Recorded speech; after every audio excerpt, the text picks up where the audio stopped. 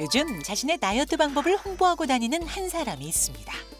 작년 10월 11일 간헐적 단식을 시작하게 되었어요. 62kg에서 5개월 동안 52kg까지 감량하는 데 성공했는데요. 어머, 뱃살이 쏙 들어갔네요. 16시간 단식, 8시간 섭식 시간만 정확하게 지키고, 근데 저녁 8시가 딱 지나면 먹지 않아요. 오후 1시 40분 첫 식사. 과일 종류, 샐러드, 상추, 삼겹살과 김치볶음, 또 두부 이렇게 먹고요. 8시간 동안은 고기, 빵, 면 등 먹고 싶은 음식을 가리지 않고 먹는다는데요. 심지어 라면까지 이렇게 아무거나 막 먹어도 괜찮나요?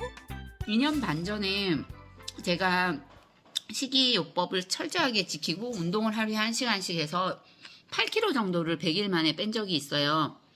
그런데 100일 이후에 음식에 대한 보상 심리가 생기더라고요. 야채와 샐러드만 먹었으니까 끝나고 나서 한 달 만에 다시 한 요요가 10kg 이상 왔던 것 같아요.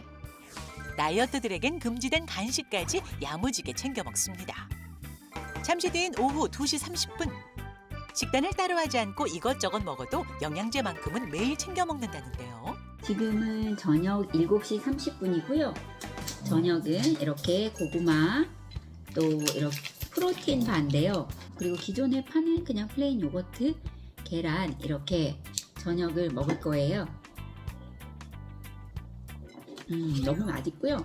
또 음식이 맛있기 때문에 맛없는 무가당의 야채만 먹고 맛이 없어서 끝나자마자 막 김치 먹고 이러지 않고 저는 김치도 먹고 고구마도 먹고 과자도 먹고 다 먹어요. 제가 생각할 때는 최고의 다이어트인 것 같아요. 잘 하고 있는 거 맞죠? 네. 그래서 오늘 시계가 등장했던 겁니다. 버터, 녹즙, 시계가 나왔었잖아요. 네. 근데 저렇게 드실 거 다 드시고도 다이어트가 되는 걸까요? 간헐적 단식이라기보다는 간헐적 폭식 쪽에 가까운 것 같기도 하고요. 드시는데, 네, 두 분은 혹시 간헐적 단식 해보셨어요?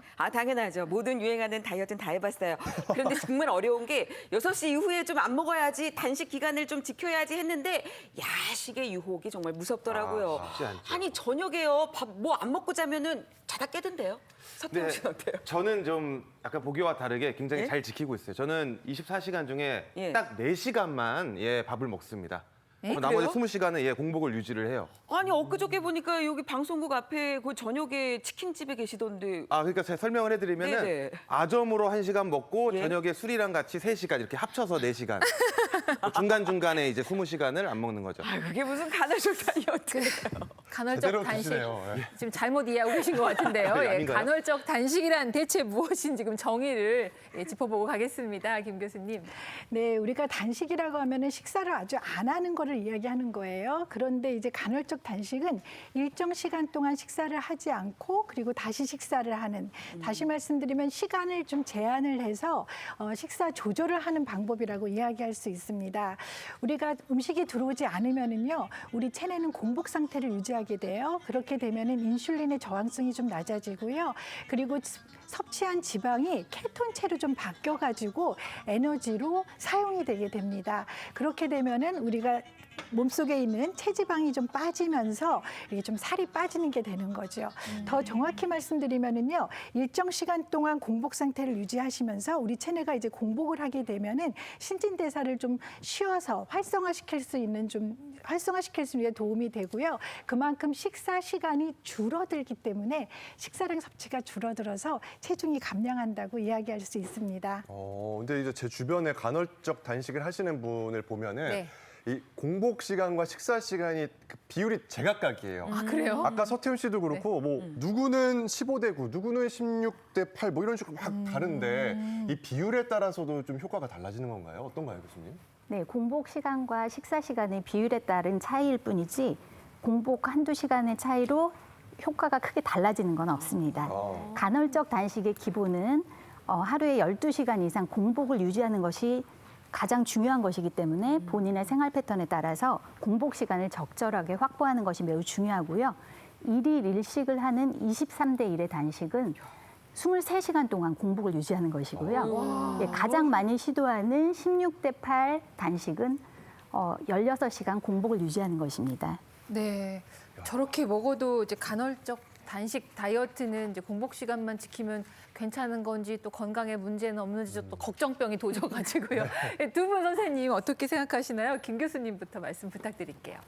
네, 우리가 이제 간헐적 단식을 하게 되면은요, 식사 시간이 이제 공복 시간을 유지해서 그 사이에 이제 신진대사가 활성화되는 장점은 있지만 그만큼 식사 시간이 줄어들면서 영양 불량을 올 수 있습니다.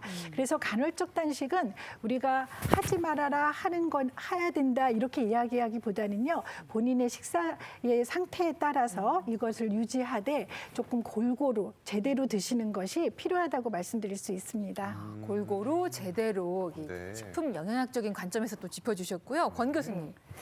사례자분이 하는 폭식이 간헐적 단식의 가장 큰 부작용이라고 할 수 있습니다. 긴 공복 시간에 대한 보상 심리와 또 공복 시간이 올 것에 대한 조바심이 막 나기 때문에 폭식을 하게 되는데요. 그럼에도 체중이 준 것은 교수님 말씀처럼 전체 섭취하는 총 칼로리가 줄었기 때문입니다.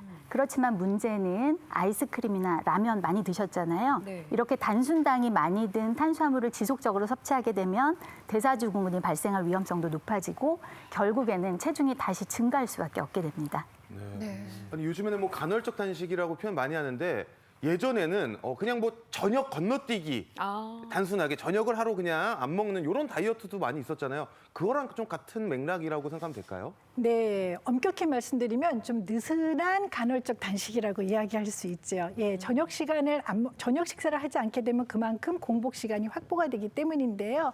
우리가 이제 간헐적 단식의 장점은 이제 공복 시간을 충분히 주면서 그리고 식사하는 동안에는 규칙적으로 적정량 먹는 것이 필요하다는 거예요. 그런데 만약에 이렇게 건너뛰기만 많이 해가지고 식사량 섭취가 너무 줄어든다면 간헐적 단식은 도리어 도움이 되지 않을 수 있습니다. 아니 저도 궁금한 점이 있는데요. 만약에 제가 16대 8 간헐적 단식을 한다 치면 8시간 안에 다 먹어야 되니까 한 2끼밖에 못 먹게 되잖아요. 그럼 한 끼는 당연히 굶게 되니까 칼로리를 섭취를 좀 적게 하게 되니까 당연히 살 빠지는 게 아닌가. 그러니까 이제 공복 시간이랑 상관없이 그냥 소식하면 되지 않아요? 네, 그렇네요. 네, 그렇습니다. 좋은 질문을 하셨는데요. 간헐적 단식과 소식은 공복 시간을 확보하느냐 아니면 중간중간 먹느냐의 차이라고 볼 수 있습니다. 근데 두 방법의 효과에 따른 차이는 아직까지 논란 중입니다. 근데 30에서 45세 여성을 대상으로 한 연구에서 섭취 칼로리가 같은 경우에는 간헐적 단식이든 소식에 상관없이 건강 지표도 좋게 나왔고 체중 감량 효과도 비슷한 결과를 보이긴 했습니다. 정리해보자면 규칙적으로 소식하는 것과 간헐적으로 일정 시간 동안 금식하는 것의 효과가 비슷하다라는 얘기를 들어볼 수 있는데 결국에는 먹는 총량이 중요할 것 같아요. 간헐적 단식하면서 막 많이 먹으면 의미 없는 거잖아요. 또 그렇죠. 그때 많이 먹으면. 네, 양 차이도 중요한 것 같고. 근데 저는 이제 궁금한 게 아까 저기 키톤 다이어트 보고 사실 좀 충격 받았었거든요. 근데 네. 간헐적 단식은 그것만큼 부작용은 없을 것 같은데 뭐 일부러 2, 3일 단식하시는 분들도 계시는데 무슨 부작용이 있을까 이런 생각이 드는데 어떻습니까? 네, 아닙니다. 간헐적 단식이 워낙 주목을 받고 있어서 대한당뇨병학회, 대한비만학회, 대한고혈압학회에서 같이 합의한 간헐적 단식에 대한 권고안이 있습니다. 권고안 내용을 살펴보면 간헐적 단식이 체중, 체지방량, 허리둘레, 혈압과 같은 신체 계측 지표뿐 아니라 당화혈색소나 공복 혈당, 중성지방, 인슐린, 그리고 혈중 콜레스테롤에 대해서도 유의미한 이득을 보이지 않는 결과를 나타냈다고 보고하고 있습니다. 네. 그래서 이 권고안에 따르면 당뇨병 환자의 경우에는 간헐적 단식을 시행하지 않을 것을 권고하고 있고요. 다만 간헐적 단식의 인기가 워낙 높기 때문에 관련 학계에서는 꾸준하게 간헐적 단식에 대한 연구를 진행하고 있는 상황입니다. 네. 네, 당뇨병뿐만이 아니라요. 심혈관 질환인 경우에도 간헐적 단식은 권장하지 않습니다.